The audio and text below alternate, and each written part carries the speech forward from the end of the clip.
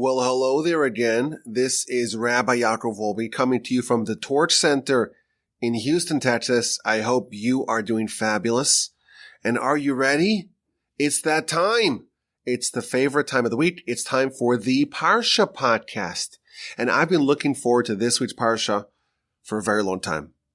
And the reason why is because the subject that I chose to speak about today is something that I've been looking forward to speaking about for a while. It's one of those wild cards, one of those really interesting and unusual subjects, maybe one of the most interesting laws of the Torah. It's a subject that I find endlessly fascinating, and I'm excited to share some thoughts about it from this week's Parsha on the Parsha podcast from the Torch Center in Houston, Texas. The email address is rabbiwolbe@gmail.com. That's two B's, RABBIWOLBE. So let's begin. It's Parshas Emor. And the Parsha begins with the special instructions and restrictions given to the Kohanim. Of course, the Kohanim are the family of Aaron. Aaron is from the tribe of Levi, but he is special and unique because he becomes the Kohen. He gets consecrated as the Kohen, him and his 4 sons and their subsequent descendants. And they are special. They are holy to God. And there are special laws and restrictions that apply to them due to their extra holiness. They are designated to perform the service in the tabernacle and subsequently in the temple. And they have to be holy, and they cannot be desecrated or defiled or profaned. They're in charge of the operations of the temple. They are the emissaries of the Jewish people. They are almost like intermediaries praying on our behalf, doing the service and the sacrifices on our behalf, and they are special. And the 2 specific laws that are mentioned as we kickstart our Parsha, Parshas Emor, are the laws with respect to becoming impure, ritually impure, to defiling themselves, namely coming into contact with dead people. And we're told the laws. The ordinary standard Kohen, so that's basically everyone amongst the family of the Kohanim, they cannot become impure, they cannot come in contact with dead people, with the exception of their 7 close relatives: father, mother, sister, brother, son, daughter, God forbid if their daughter or son dies, and wife. These are the 7 close relatives. For all of the dead people in the world, you can't go to their funeral. You can't go and pay your last respects. You can't visit the cemetery. But for 7 people, when these 7 close relatives die, you can participate and partake in their funeral. However, the Kohein Gadol, the high priest, the one priest who's in charge of the entire family, the uber priest of them all, he cannot defile himself. He cannot come into contact with a dead body, with a cadaver, with a corpse, even if it is one of his close relatives. So that's one of the laws that our parsha begins with. And then there is the law of who they can marry. They're special. They're unique. They have extra holiness that us standard issue Israelites, we don't have. And therefore, there are restrictions on who they can marry. So an ordinary Kohen, they are barred from marrying a harlot or a divorcee or a tarnished daughter of a Kohen, meaning if the father is a Kohen and the father married the someone that he was not allowed to marry, then the product of that, the child, the progeny of that is prohibited to a second Kohen. So if you're an ordinary Kohen, a standard Kohen, you're not the Kohen Gadol, you're not the high priest, you're just a regular priest, you are allowed to marry a widow. A woman, God forbid, her husband dies, she's a widow, she is eligible to marry a Kohen. A Kohen can indeed marry a widow. But if there is a divorce, a divorcee, or a halala, which is like a tarnished daughter of a Kohen, or a zona, which is a harlot, and the details of that are explicated in the Talmud, those women are prohibited for a ordinary Kohen. Whereas a Kohen Gadol, he has extra restrictions. So just like with respect to coming into contact with dead people, the Kohen Gadol has extra restrictions with respect to who he can marry. The Kohen Gadol has extra restrictions. He cannot even marry a widow, he has to marry a virgin who was never with another man. So these are the special laws of the Kohanim. And even today, of course, we don't have a temple, and we don't have a Sanhedrin, and we don't have a Jewish king, and we don't have Jewish law as the law of the land. So we don't have a high priest. But nevertheless, if you are a Kohen, you're not allowed to marry a divorcee or a harlot, or a woman who is like the tarnished daughter of a Kohen. And again, the other law, you cannot come into contact with the dead. You don't go to the funerals. You don't go to the cemetery unless it's one of the 7 close relatives delineated in our Parsha. If you actually go to a Jewish cemetery, you'll notice that all the names on the edge of the cemetery are names like Cohen or Cone or Katz, kind of standard names of the Kohanic family. Why? Because the Kohen cannot walk into the cemetery, but could come to the edge of the cemetery, to pay respects, to visit the resting spots of their deceased relatives without violating this law. Of course, when we restore the office of the Kohein Gadol, the high priest, with the third temple, then the Kohein Gadol will not be able to attend the funerals of even close relatives. He cannot lose his holiness. He cannot depart from the temple, even for a close relative.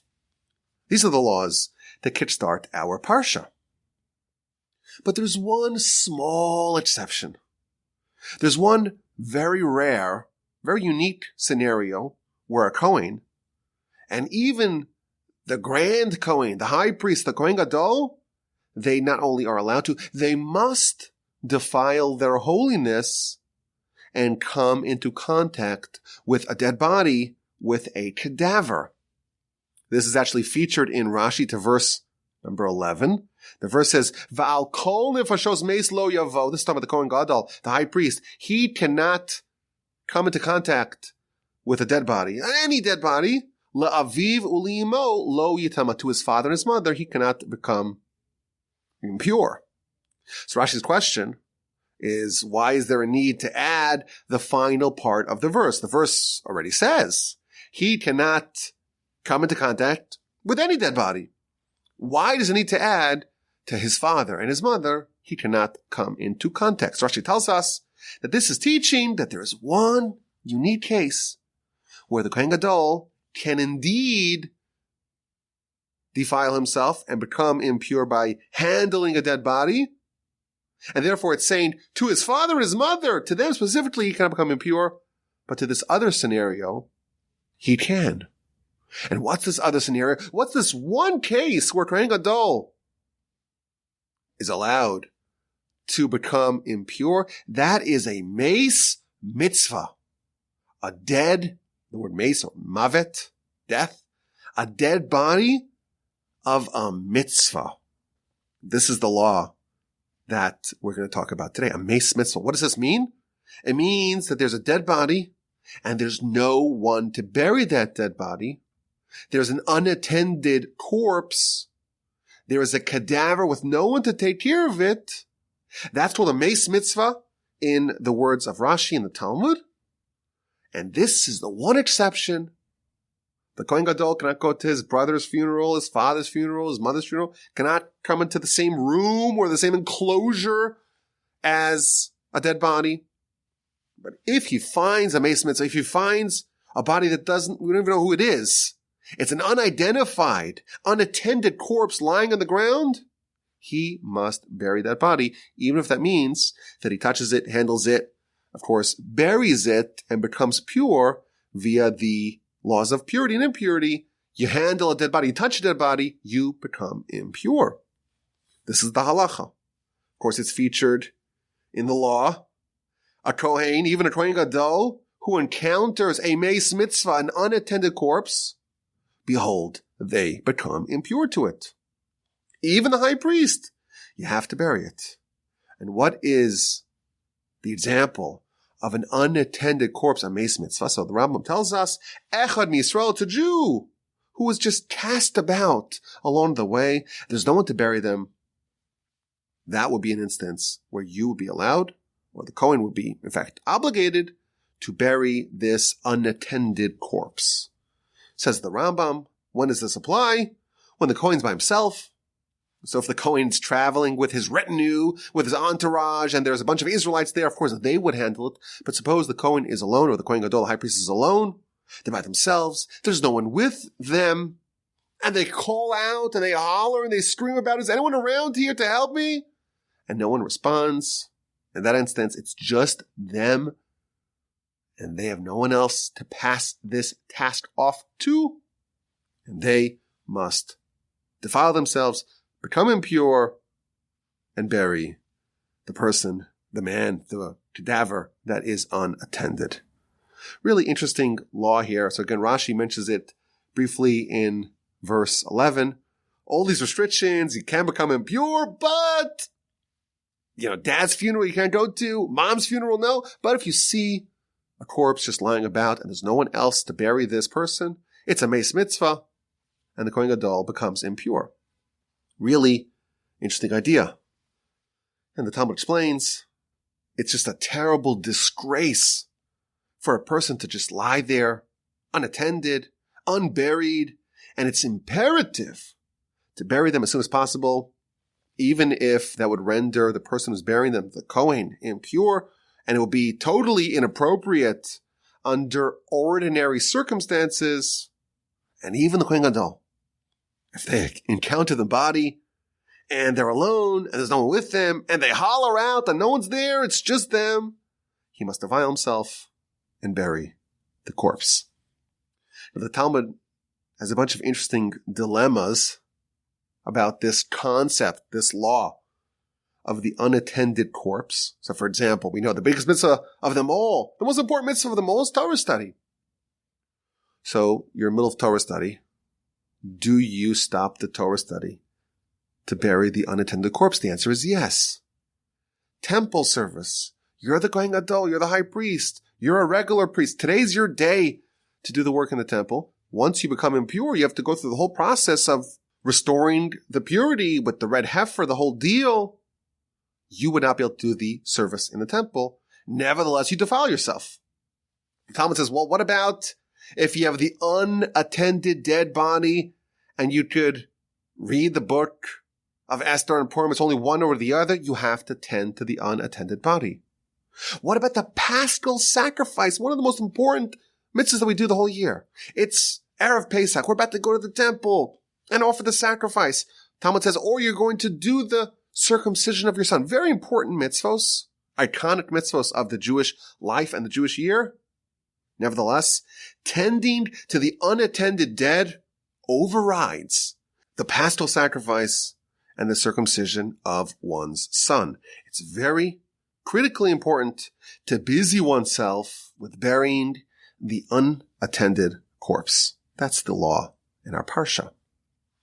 Now, just to round out our understanding of this mitzvah, where do you bury the body? So suppose you're traveling, it's a couple of thousand years ago, you're a Kohen, let's say, you're traveling to the northern part of Israel, just you by yourself, and you're driving along the way and you see this corpse on the road. Where do you bury the corpse? The Talmud tells us that it depends. If you find it outside of a city, then you just bury it in its place. If you find it in a city, you bring it to the cemetery. What if you find it on someone else's property? So if you find it on a field, it could be a field that's a really important field where they plant really, really expensive stuff. Nevertheless, you bury the body exactly where you found it, even if it means that that field will no longer be able to yield that very important and expensive produce. In fact, the Talmud tells us, really interesting, that when Joshua conquered the land and he dispensed it, he delivered it to the Jewish people, it was done on condition. And the condition is, I'm giving you this land, but I'm reserving the rights, so to speak. I'm maintaining and preserving the rights that your land is really yours, but in the event that there's an unattended corpse that ends up on your field, it is reverted back to my ownership of the Jewish people, and that person becomes the owner of that land, and they could be buried in your field. Talmud says if you find the unattended corpse on a road, so you don't bury, of course, the corpse on the road. You go either to the right or to the left. But in the field, it acquires its own domain. That person, that entity, whatever you call the corpse, the cadaver becomes the owner of that location. You dig a grave and you bury them there. There is an incredible story in the Talmud. Talmud's talking about Rabbi Akiva. Of course, Rabbi Akiva, we know him as the greatest sage of his era, the vital link that perpetuated the oral Torah to the next generation, the great hero who started his studies as a 40-year-old ignoramus, not even knowing how to read Hebrew, and became the greatest sage of his time. So the Talmud tells us a story, fascinating story. Rabbi Akiva, after he had started studying, but before he became an apprentice of the great sages, so he had begun his tenure to study and to amass knowledge, but he hadn't yet studied under the tutelage and the guidance and the auspices of the great sages. He hadn't yet quite committed himself to study under their guidance. So the following story happened. He was traveling along the way, and he encountered an unattended corpse. And he lifted this body, trying to fulfill the mitzvah. He lifted the body, and he carried it. He lugged the corpse for 4 mil, so 5 miles or so, until he found a cemetery where he buried said corpse. And then he rushed over to the academy to speak to the sages, the great Rabbi Eliezer and Rabbi Yoshua, and he told them what happened, and they responded, every single step that you took is a step that really is the equivalent of the crime almost of murder. Why? Because the law states that the dead, the unattended dead, acquires the place that they are found in. And therefore you shouldn't have carried the dead body, and it's not pleasant for the dead body to be carried and transported, and that's really painful for the dead body, for the dead person, whatever that means. And therefore it's like a real crime, and because of your lack of scholarship and your lack of apprenticeship under the tutelage of the great sages, that's why you made such a big blunder. And Rabbi Akiva added to the story, he says, I tried to do a mitzvah. I wanted to do what's right. There's the unattended corpse. That's the halacha. And I dragged it, carried it on my back for 4 mil, 4 or 5 miles. And think about it. If you tried to do a mitzvah and you blundered so terribly, all the more so, if someone is not trying to do a mitzvah, how many blunders will they make? And therefore, says Rabbi Akiva, he concludes the story in the Talmud, from that moment on, I never departed the tutelage and the apprenticeship under the sages. And he used to have a line that he would say, an aphorism, an axiom that he would tell, and that is, he who does not apprentice under the sages, katala chayev, is liable to get killed. Very harsh statement. How important it is to know not just the general contours of a given law, because if you study, you'll know the general contours of a given law, but you have to actually study under the apprenticeship of a real master to know the actual details, namely, in this example, the detail that the unattended corpse is buried where it is found because it acquires the land. A really interesting story. Really shocking story, of course. I think if we're not real experts in Torah quite yet, this is maybe a comforting story, because this is Rabbi Akiva. And if there's a law that we don't know, it's comforting to know that at least at one point in his tenure, in his career, the great Rabbi Akiva, before his ascent, he too did not know all the laws, and maybe we're in good company. But still, I think this does show us the expectation of what really Torah is supposed to do to us. We have to know exactly what Hashem wants from us. And we're trying to continually upgrade ourselves until we know exactly what the Almighty wants of us in every situation. And Rabbi Akiva was told here, you thought you knew what the Almighty wanted, but you got it so wrong that it's on a certain level, it's tantamount to murder what you did. Very interesting story. So that's the idea. That's the law of the Meis Mitzvah, the law of the unattended corpse. So what I was thinking to do, I happen to find it just such a fascinating idea. And I have some thoughts that I want to share with you. But first, I want to share 3 ideas / stories that I heard on this subject from my grandfather. And I'll share that, and then I'll tell you my thoughts on this issue. So the first thing, my grandfather used to tell this following story of the great Rabbi Israel Salanter. He was, of course, the founder of the Musar movement, but he was really, the Torah giant of the 19th century. And he was someone who tried to make everything that he studied, to make it real, to make it practical. And there's a big gulf between what we know and even what we know to be true and what we actually do and how we live. And the true measure of a person is how they behave, how they interact with people, how they comport themselves, the actual choices that they make in implementing, so to speak, their body. If you have very lofty ideas in your head, but the way you behave is not quite living up to that standard, well then, the way you behave really dominates who you are.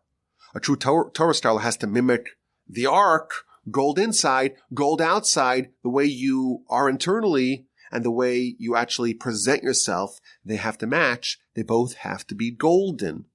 That's maybe the overarching principle of the Musar movement that Rabbi Israel Salanter founded.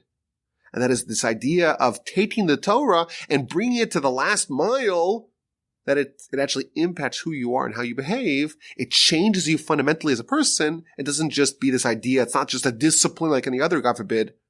This is the Almighty's guidance for how we're supposed to act and behave and what we are supposed to become. So here's the story. He was once middle of prayer. And he was saying the Shema. So this is, the climax of the prayer. We're getting close to the climax of the prayer, but, one of the high points of the prayer. And he heard in the shul, there were 2 members of the Chevra Kadisha, of the burial society. They were lazy, and they were tired, and they were cranky. And there was a body that needed to be buried. And one guy said, you know what? Why don't you do it? I'm too tired. Oh, no, I did it last time. You should do it now. So the great rabbi heard this, and he quickly took off his tefillin, middle of prayer, middle of the Shema. And he ran to go bury the dead. Why? Because this is a Meis Mitzvah. This is an unattended corpse. There's a corpse of a person who needs tending, and no one wants to do it. I'll do it. And I think this is a nice idea in general. The importance of making Torah not just academic, not just abstract, but always translating it into action. Always focusing, what's the lesson? What's the takeaway? What's the change that I can implement into how I behave? Like, how am I going to conduct myself differently based upon the Torah? Torah's guidance from God. It's not just an idea to think about, to cogitate upon. It's the guidelines, the guidebook, the instruction manual for how to behave, how to live. And therefore, it's important to live up to it, not just to know the laws of the unattended corpse, but to always have that at your forefront, and that in every law at the forefront. When can I implement it? How can I behave, act upon what I know? My grandfather, blessed memory, he codified the idea of an unattended live person. So the law that we found here in Rashi, this law that we're talking about, is about the unattended dead. A Meis Mitzvah, they're dead, and it's a mitzvah to tend to them. My grandfather codified this idea of an unattended living person. And the way I heard it for the first time, when I was 16, I was shipped to Israel to go study in a yeshiva in Israel. Now, a lot of American kids go to yeshiva in Israel. It's a very common thing. But I went to an all-Israeli yeshiva. So this is just full of Israelis. There were a few Anglos, people who had some Anglo backgrounds. But I was like the only American kid in the entire institution. And this is not just a run-of-the-mill yeshiva. This was considered to be an elite, still is, an elite institution, one of the absolute best in the country.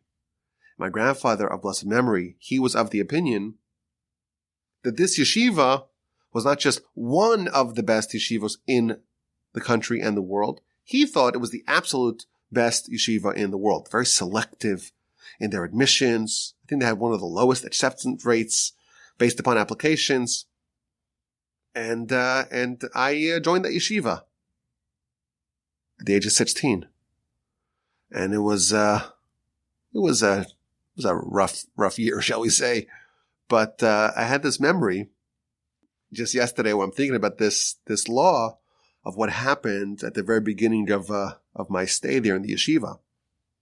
So this was like an institution where it was almost like a gated complex and a few buildings. One of the buildings is the base madrash, where like the study hall, and then there's an adjacent building that was the dormitories. But this is the yeshiva, this is not, the fancy, finishing schools or anything like that. So the dormitories, it was not exactly the Ritz-Carlton, can we say? This is not a 5-star hotel here. So in my room, right when I got there, the dormitory room that I was assigned to, there were 6 boys in one room. And there was one guy there who no one really liked. He actually was also a foreigner. He was from a South American country. But he was, shall we say, he was a legacy admission. He'd gotten based upon his family connections, even though, to be perfectly honest, I too was a legacy admission. But he had one of those qualities that you really don't want in a roommate. He wasn't particularly hygienic, if you know what I mean. I don't know if it was a cultural thing or not, but maybe I shouldn't even tell a story, but whatever. I'm protecting the identity of the involved there. But he didn't really like to shower. And when he did, he didn't love the idea of soap. But anyhow, we were 16 years old. Like, we're not developed enough to really deal with this. And I remember going over to one of the heads of the yeshiva and complaining, we have this guy and not the best roommate, and it's very unpleasant, and what do we do? And I remember him telling me, in the name of my grandfather, he said, your grandfather invented this concept, that there is a mace mitzvah, there's a dead person, and it's a mitzvah to tend to them. But there's also a living mitzvah, a chai mitzvah. If there's a dead person without anyone to tend to them, and you have to tend to them, all the more so if there is a living person and then no one wants to deal with them and they're a drag on society and they cause a lot of pain and there's no expectation of any good things happening your way, just like a dead person. A dead person, you bury the dead, nothing good is going to happen towards you. You're not going to benefit in any tangible way from this. You got to tend to the dead. When there's someone like this who really has very few redeeming qualities, at least, of course, everyone's created the image of God and, and he was a kid but it's hard to speak. You're speaking to young teenagers there. That was the idea that he told me. And it kind of popped into my head as I'm researching this, yesterday. I said, I'll tell over the story, about this idea. Because he quoted in the name of my grandfather about the living unattended and the importance. If it's so important to tend to someone who no one's to deal with, who no one's involved, only you could help them. Only you could tend to them. They need help. You got to do it. Certainly if they're alive as well, which is a very interesting idea. Now, yesterday as well, when I was researching this subject, I found something else in my grandfather's letters. And he said the same concept. He phrased it, or he framed it a little bit differently. He says we have this mitzvah, this very important mitzvah of burying, the Meis mitzvah, of burying the unattended corpse. And this overrides the restriction against becoming impure of the Kohen, even of the Kohein Gadol, even if that means that he cannot do the work on Yom Kippur. Why? Because if you have a dead body, and man is created in the image of God, and the body's just cast about, lying in disgrace, and there's no one to bury that body, there's no one to tend to them, that's the law of the unattended corpse. But there's also the idea of a living unattended person. And that's someone that there's no one to tend to. They're on their own. They have no oversight. They have no guidance. They have no one giving them direction in life. They are unattended. And he quotes in his letter, our sages equate a Torah teacher to a parent, meaning that just like a parent has to give guidance and instruction and direction and to be there as a support infrastructure for the child to grow up healthy. Similarly, that's the role of a teacher. I think my grandfather's writing this letter to a fellow educator to show him the importance of what he needs to do. And when someone does not have that role, there's no guide, there's no one directing them, there's no one tending to them, they're going to grow up askew. They're going to be unprincipled, undisciplined, underdeveloped, and you could fill their head with a lot of knowledge. They can memorize a lot of facts. They could study even a lot of Torah. They could be seemingly alive, seemingly spiritually vibrant, but they need guidance, and they're like an unattended living person. And as an aside, this is one of my grandfather's crusades over his life, the importance of pedagogy, of training, of guiding students and children. In fact, my grandfather's magnum opus, Alei Shur, if you look at the actual book, it has two titles. It's called Alei Shur, but it's also called Sha'arei Hadracha, which means the gates of guidance. People need to be trained. They need to be guided. They need to be directed. And if not, they're like the living unattended, which is just this helpless waste of human potential. It's like the image of God lying in disgrace. They're alive, but they're not living up to the great dreams and the great potential and possibilities of what it means to be a human. That's courtesy of my grandfather.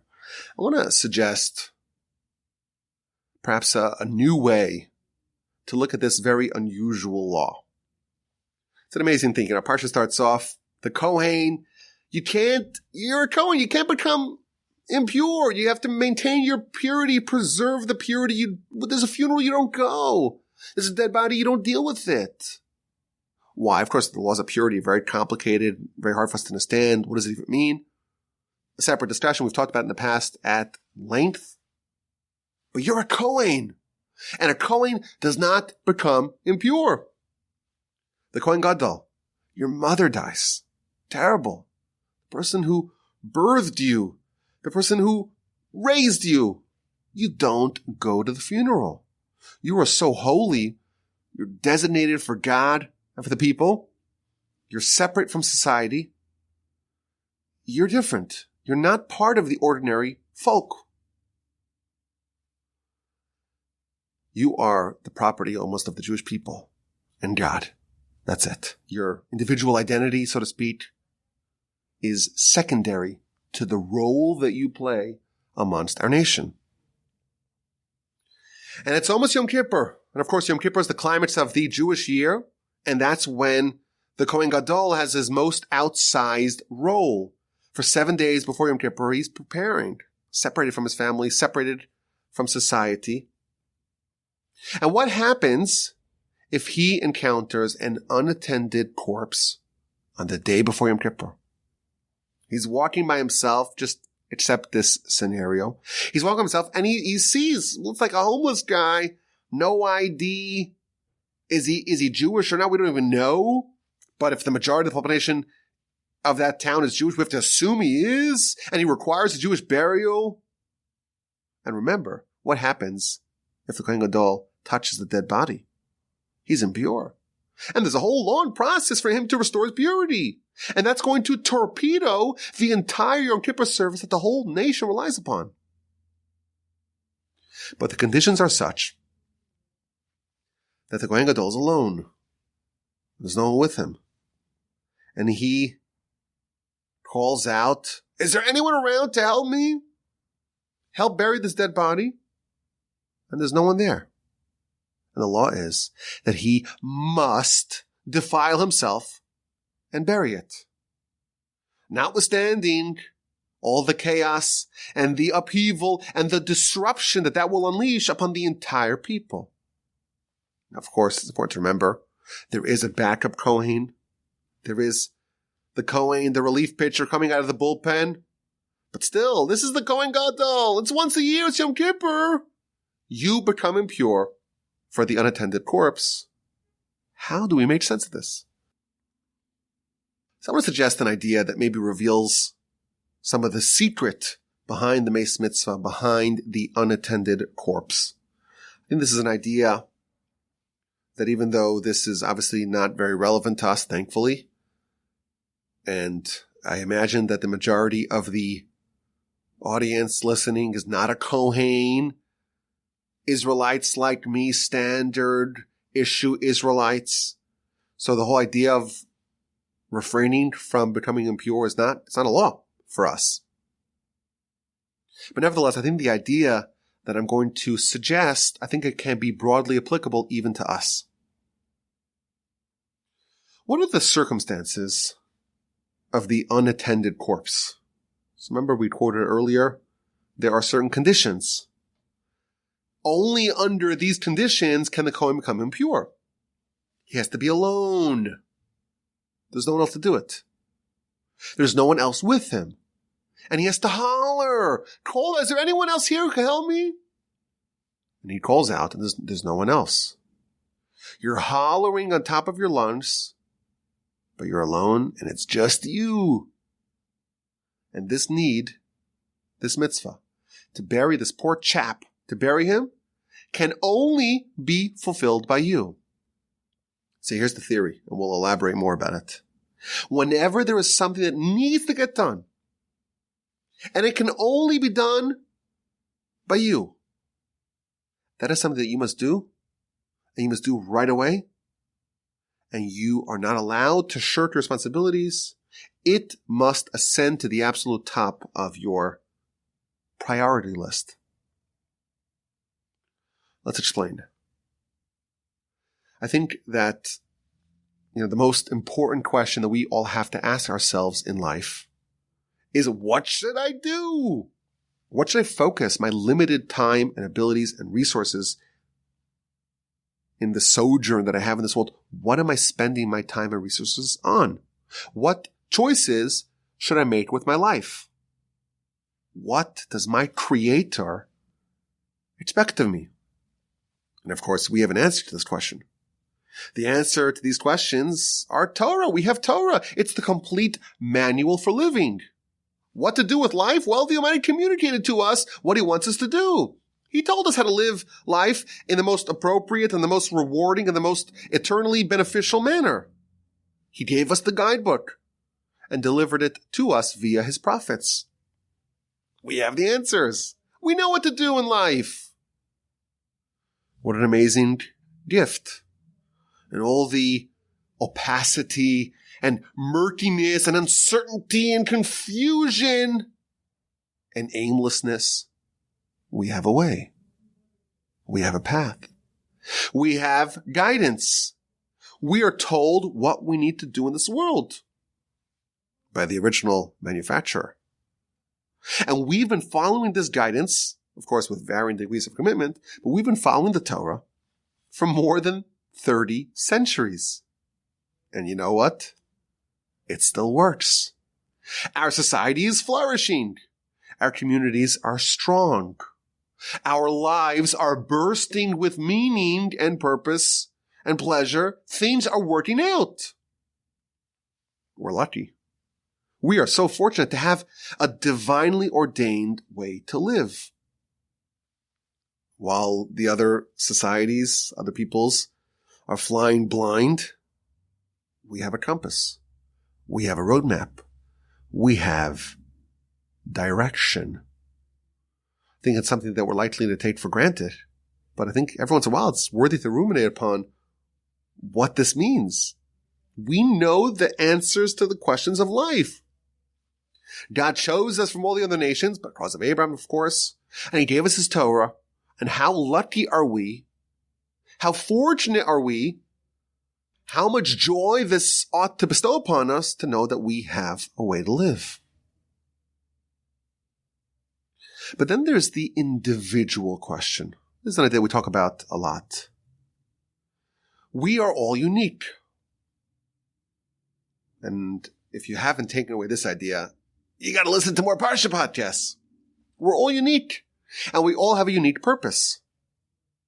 So what are you here to do? What's your life's mission? What's life all about? So the general answer to that question is, well, that's what the Torah is about. The Torah is going to tell you what you're supposed to do with life.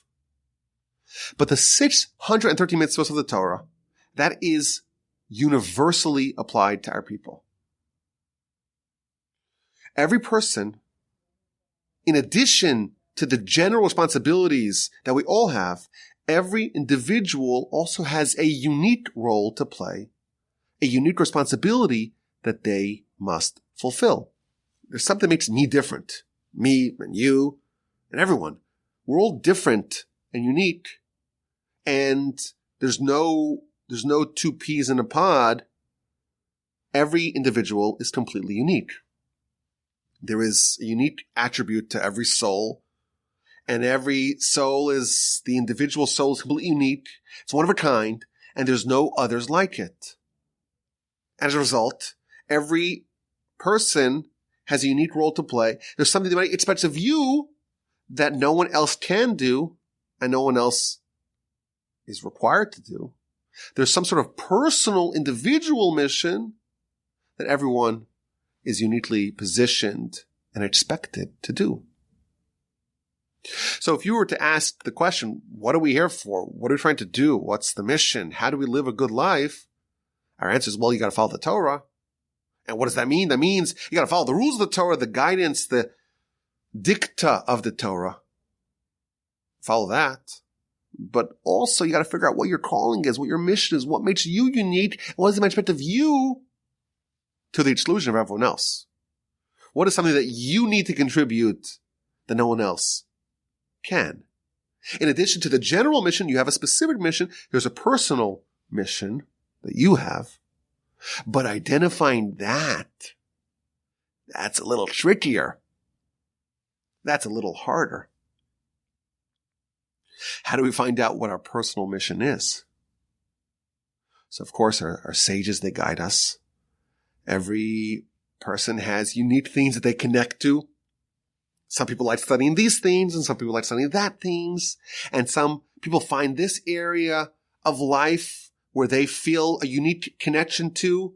The Talmud says you can't study Torah unless it's the right kind of place for you and like kind of the right kind of subject matter that really connects with you. There's a topic that your heart desires, and that's really where you need to make your impact. Everyone has their own spiritual fingerprint, which again includes the qualities, the positive qualities, the actual soul that you have, which is unique. Of course, it also, your spiritual identity is also the flaws and the shortcomings, but also the mission. Everyone's different. Everyone's differentiated spiritually and completely unique. And that mission, that's your spiritual name. And when you die and you are investigated and interrogated by the heavenly tribunal, the judgment exists, our sages tell us, on two fronts. How did you execute your general responsibility of following the Torah that is universally applicable? But also, how did you do on your own unique individual personal responsibility? But again, as we mentioned, discovering that mission, finding out why specifically you were placed here, that is our life's goal. That's maddeningly difficult. And to figure it out, you have to be very alert, very attentive to exactly what the Almighty gave you. What tools did He give you? What temperaments did He give you? What inclinations did He give you? What talents and abilities and skills did He give you? And what situation did He place you in? And what circumstances did He position you in? And, of course, unless you have a prophet, you don't really know for sure, right? We've mentioned this in the past. The Gaon of Vilna says that that's the role that prophets used to play. The job of the prophet was to reveal to every individual what exactly their unique calling is. You go to the prophet and you say, this specifically is what you need to do. Of course, everyone knows what the Torah is. Oh, not everyone knows, but the rules of the Torah are revealed, and that is part of the obligation of every individual. But your specific role, that was told to you by the prophet. What if you don't have a prophet? What do you do? So the way I think this actually happens is that you make certain assumptions. You take an educated guess and you make a move. I'm assuming this is what I need to do. And then you maybe adapt, and you pivot, and you revisit it, and you hone and redefine your personal mission through this process of trial and error. Of course, if you're serious about this, let's suppose you're really serious. Suppose there's a person who says, I really want to do exactly what the Almighty wants me to do. Well, then you can't be too committed, because unless you have a prophet, how do you know for sure that that's your personal mission? So you have to be willing to pivot and to improvise and to change things along the way if you get more direction. So let's get to the most important and prestigious person in the nation. The Kohein Gadol, the high priest. Someone who has reached the absolute pinnacle of the Jewish world. This is the person who walks into the Holy of Holies once a year. The highlight of the year for everyone, certainly for him, he's been preparing for it the whole year. Imagine you're the Kohen Gadol, high priest. The eyes of the whole people are upon you. They're all counting on you going in there and praying on their behalf and confessing for them and having their sins cleansed. And really, we know that the future of the whole nation hinges upon your prayers. And 7 days before Yom Kippur, you're taken away from your house, and you spend 7 days of intense preparation to get in the zone to prepare for this holiest day. And what do you know? Somehow, you find yourself bumping into this homeless guy. You took a walk out of the temple. You got rid of your shadows. And you just happened to encounter this dead homeless guy. And you're alone. It's just you. And this person needs to be buried as soon as possible. Pronto. And you're hollering for help. But it's just you. What do you do? You bury the body. I think we can suggest that this is a little window into what God wants of the Kohen Gadol as an individual. He had been under the assumption, he had assumed that God wants him to serve as the high priest. That's what he assumed. But no, he was just informed that God wants something else from him entirely. This is something that only you can do. This is what you need to do. Who will do the service? Someone else will do it. Whenever there's something that is impossible for someone else to do, it cannot be done by another person, that is a sign that this is your individual mission. This is what God wants you to do. This is what you need to do. And these individualized mitzvos, when God sends something to you that only you can do it, that always has to float all the way to the top. Because this is what God's telling you. I want you to do this, and I want you to do it right now. Perhaps that's the theory of the unattended dead. It's a message from God. Sometimes God sends us a message to the individual. It's almost like a prophecy of sorts. I'm talking to you as an individual. This is what your spiritual fingerprint needs. This is something that only you can do, and therefore it's something that you must do it. And it overrides everything else that you had planned. All those plans must be discarded because now God's telling you this is what you need to do. Perhaps we could even say this is why, the unattended corpse acquires the place.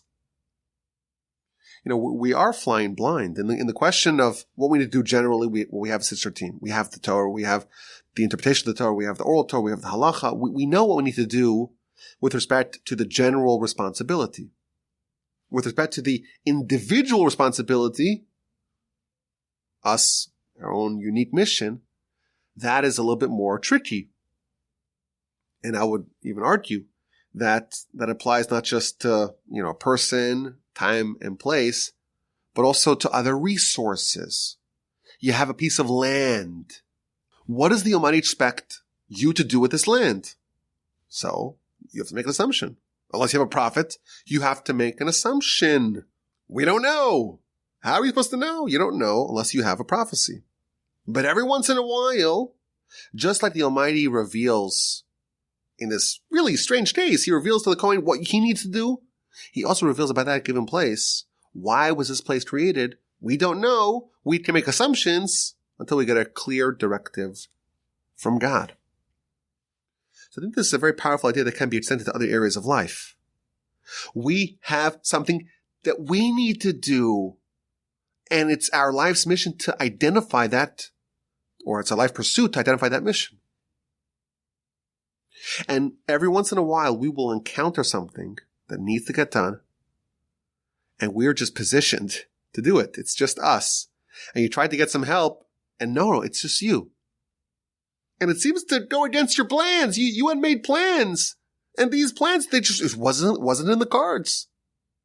You had assumed that something else would be happening. And then you get the curveball. What do I do now? Perhaps we can suggest that is a clear directive from God, something that is going to override and trump those assumed behaviors. I was thinking last week we spoke about in the exquisite insight. I know most of y'all already tuned out by the time the exquisite insight came about last week, and most of y'all probably tuned out already this week. But for those that listened, the exquisite insight last week was about Nadav and Avihu, two sons of Aaron, and how they died twice. They refused to settle. They didn't want to marry down, and thus they died childless. And we implied from that as well, if you do leave a child, you do have eternal life. So I was thinking maybe this is the idea. When someone is blessed with a child, well, that's responsibility placed upon their shoulders by God. Only you can be this child's dad or mom. There's something here. This is like an example almost of the theme, of the idea, the theory of the unattended corpse. There's something that only you can do. And therefore, if you do it properly, you execute your responsibilities, then indeed you will never die because, by definition, the success in such a mission will reverberate for all eternity. So how do we find our purpose? How do we find our individual mission? How do we identify our calling? How do we find the specific thing for which we were placed here? Perhaps they can be identified by the proverbial unattended corpses. Is that how you pronounce it? Corpses of life. Those things that just fall into your lap and you could do it, but no one else can. That's a sign that this, and specifically to the exclusion of your previous plans, well-laid, well-crafted plans, this is what God wants of you. Okay, let's get to this week's exquisite insight. Are you ready? Back to the Kohen, laws of the Kohen. So we talked about the law against becoming impure. What about the laws of who they can marry?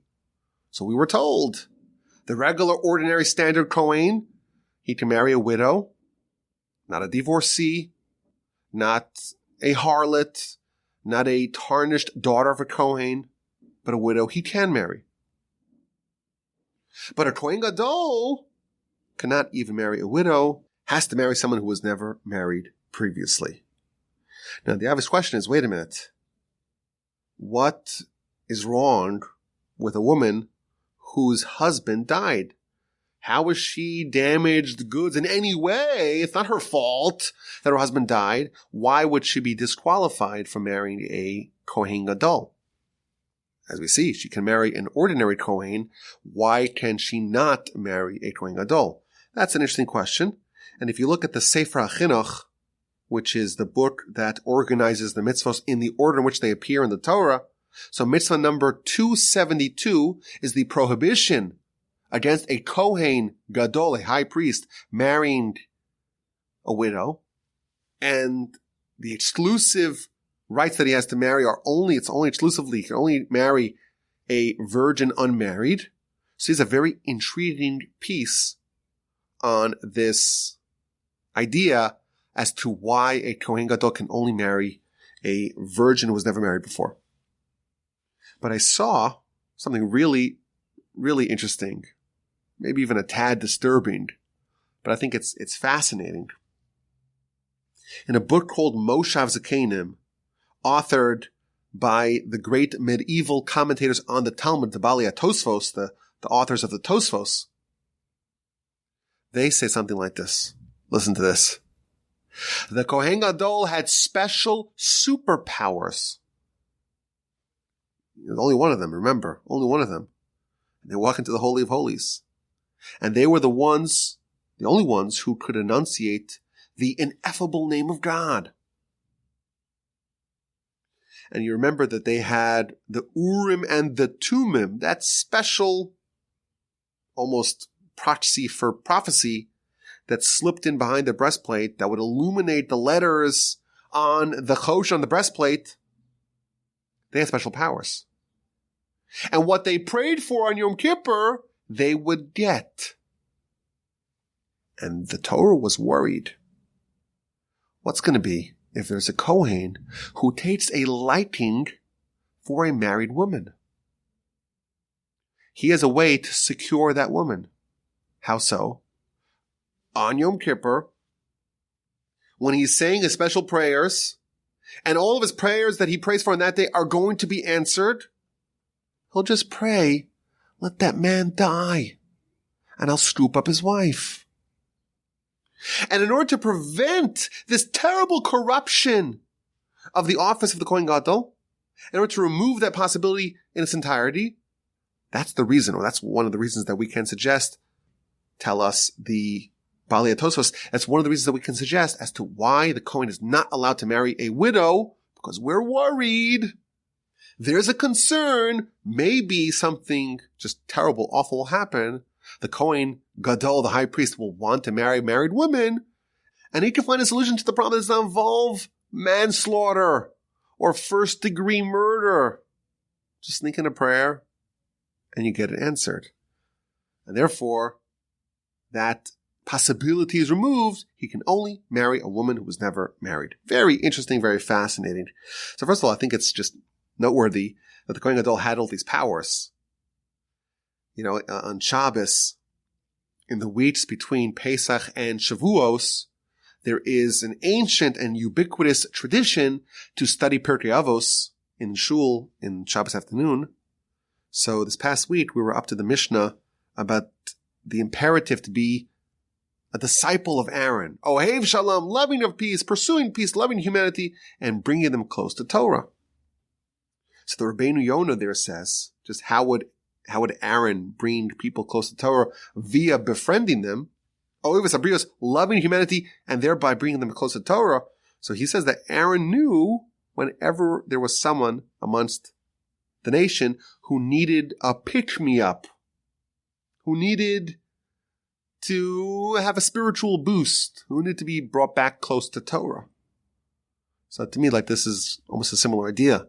The Kohein Gadol, the high priest, bearing the Urim and the Tumim, is like tantamount to a prophet, had immense power, and there's a concern that maybe he's going to pray that the husband of the married woman he covets will die, and then that man is just done for, and to prevent that, he cannot marry a widow.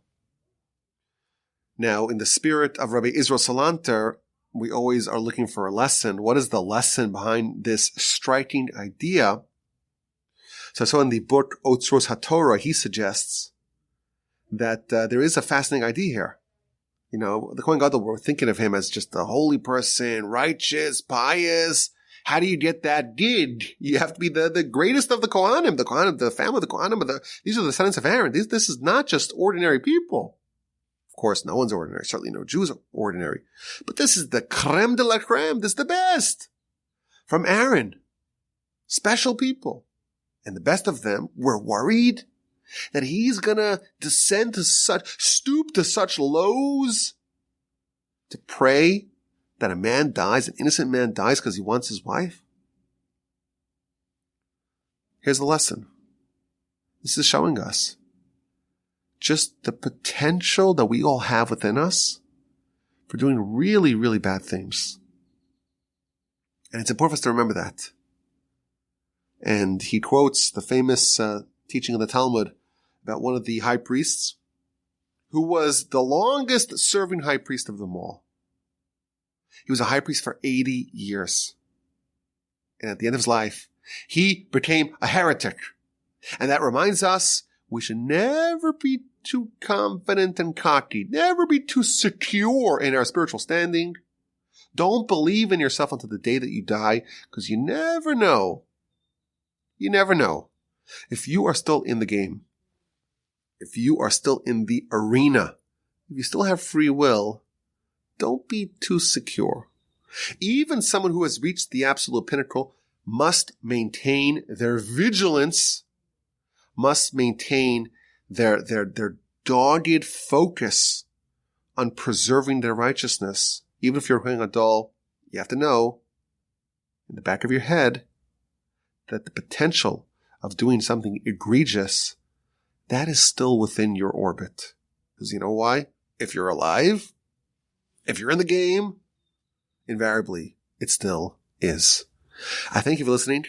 I really enjoyed this Parsha. I've been excited to talk about this topic for a while. Actually, I opened up my notes. I'm like, oh, this is the week about the unattended dead person. I'm so excited to talk about it. I think it's one of those interesting laws that really you don't hear a lot about. I don't know if I've ever discussed it in the past at length on any of the podcasts, but it's interesting. One interesting thing, I think there's a nice lesson there as well as we try to do.